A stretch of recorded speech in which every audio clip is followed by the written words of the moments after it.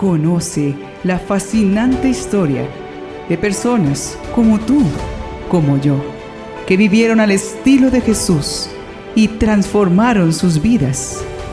Bienvenido al Catálogo Divino.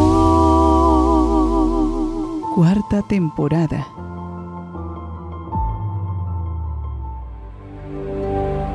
Bienvenidos a este recorrido por las más grandes historias de los santos que con sus aventuras nos invitan a anhelar el cielo.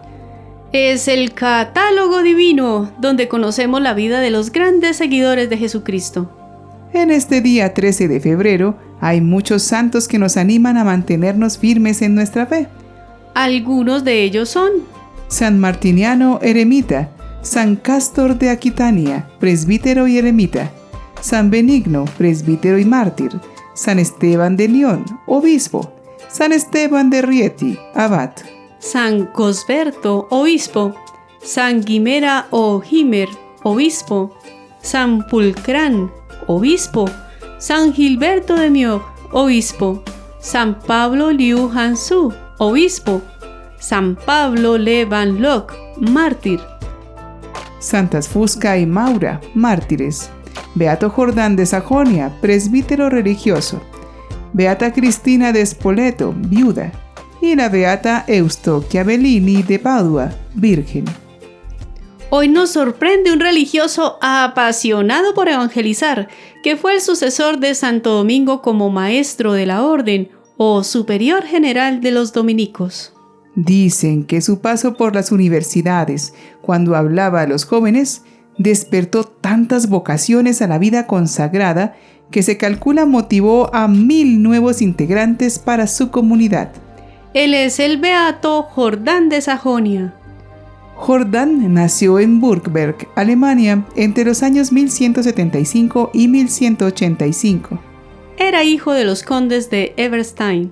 Comenzó sus estudios en la Universidad de París, aproximadamente hacia los años 1209 o 1210. Allí cursó matemáticas, literatura, filosofía, derecho canónico, sagrada escritura y teología. En sus escritos afirma que trató a Santo Domingo antes de entrar en la orden y, según escribió en su testimonio, asistió a algunas de sus conferencias espirituales. En 1220 ya era maestro en artes y bachiller en teología.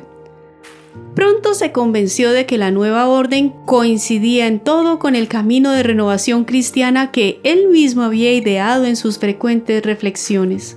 Fue así que ingresó a la orden en el convento de Santiago de París el miércoles de ceniza del año 1220, motivado por el impulso que recibió en la predicación del beato Reinaldo de Orleans.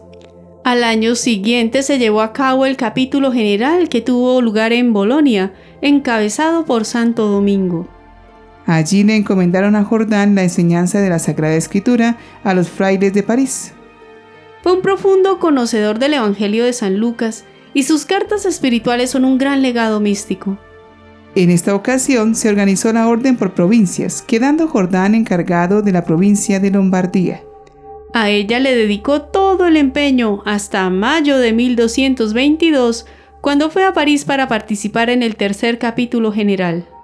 Fue elegido entonces como maestro de la orden, siendo el primer sucesor de Santo Domingo, que había fallecido meses antes, cuando contaba 32 años. Con su fidelidad y amor al fundador, Jordán dirigió la orden con sabiduría, equilibrio y sagacidad poco comunes. Se denominaba a sí mismo peregrino de tan variados caminos. Jordán sobresalía por su gran elocuencia para conmover los corazones de los creyentes. Su predicación encendía la fe en Jesucristo en el pueblo de Dios y atrajo a la orden un gran número de doctores, maestros, diversos eruditos y destacados estudiantes, especialmente en las ciudades universitarias de París, Bolonia y Vercelli. Por esta razón se le considera el patrono de los capellanes universitarios. La tradición dice que Jordán había fundado 249 comunidades de frailes, conformando 6 nuevas provincias, y que recibió en la orden a unos 1000 novicios, entre los cuales se cuenta a San Alberto Magno y Pedro de Tarantasia, que llegó a ser después el Papa Inocencio V. Un compañero suyo y biógrafo de Jordán nos cuenta: Las casas religiosas donde habitaba el padre Jordán parecían colmenas por los muchos jóvenes que entraban a hacerse religiosos y por los muchos que de allí salían para ser superiores de otras casas religiosas. Por eso, él al llegar a un convento mandaba hacer muchos hábitos religiosos, teniendo confianza en que Dios le enviaría muy numerosas vocaciones, y así le sucedía en todas partes.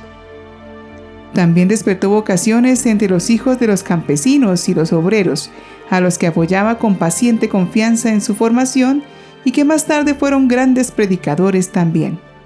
Participó en el capítulo general de su orden religiosa de 1226 y no en pocas ocasiones sirvió de consejero del Papa Gregorio IX.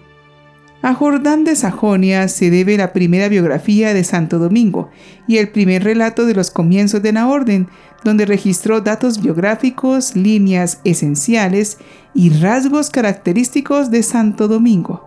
Compuso también una plegaria a Santo Domingo que refleja un profundo conocimiento del santo y una devoción verdaderamente filial.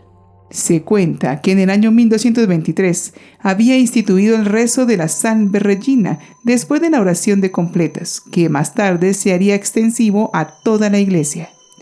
Jordán tenía unas cualidades y virtudes excepcionales. Por ejemplo, su austeridad en el dominio de su lengua, de sus ojos y de la gula era algo impresionante, pero sobre todo llamaba la atención el modo heroico como dominaba su ira para no ofender a nadie ni amargar la vida a ninguno. También alababan mucho las dotes de buen amigo que poseía Jordán, lleno de caridad, con deseos continuos de amoldarse a los demás para poder hacerles mayor bien. Escribió él mismo: Siempre me esforcé por tratar de estar de acuerdo con los demás en todo lo bueno y por tratar de no chocar contra nadie. Quise colocarme en el sitio de los otros para poder comprenderlos mejor. Nunca preferí mis propios gustos en contraposición de los demás. Con los soldados traté de amoldarme a ellos como si yo fuera un soldado, con los campesinos como si fuera un campesino. Y sobre todo, me propuse ser extremadamente comprensivo con los que sufren tentaciones, angustias y depresiones. Una curiosa anécdota nos demuestra esa convicción de Jordán. Una noche estaba rezando los salmos con un grupo de jóvenes recién llegados a su comunidad, y de pronto a uno de ellos le vino una risa nerviosa y no fue capaz de controlarla. Enseguida los demás compañeros se contagiaron también y empezaron a reír todos, y no se pudo seguir rezando. Uno de los formadores quiso reprenderlos, pero Jordán les dijo: Mis buenos jóvenes, tenemos que reírnos alegremente, porque hemos logrado salirnos de la esclavitud del pecado y de los vicios, y que nos tenían presos el mundo, y ahora hemos llegado a ser del grupo de los preferidos de Dios. Riámonos, pues, alegremente. Mantuvo una importante comunicación por medio de cartas con religiosas de distintas órdenes. Es significativa las que dirigió a Santa Inés de Bolonia, a Santa Lutgarda y a la beata Diana de Andaló. Fue un celoso defensor del Evangelio que viajó incesantemente dentro y fuera de Europa. Finalmente, aunque extenuado por su predicación itinerante, visitó varias provincias dominicas, entre ellas la de Tierra Santa. Luego de visitar a sus frailes, se embarcó en Siria hacia Nápoles, pero cerca ya de la costa de Palestina, su barco fue asaltado por una furiosa tempestad que lo hizo hundirse. Falleció en el naufragio con otros dominicos el 13 de febrero de 1237 frente a las costas de Siria. Su cuerpo fue arrojado por las olas a la playa y recibió sepultura en el convento de San Juan de Acre. El culto que se le venía tributando desde antiguo fue confirmado por el Papa León XII el 10 de mayo de 1826. Oremos pidiendo la intercesión de este admirable religioso que nos ayude a apasionarnos por conocer y amar a Jesucristo.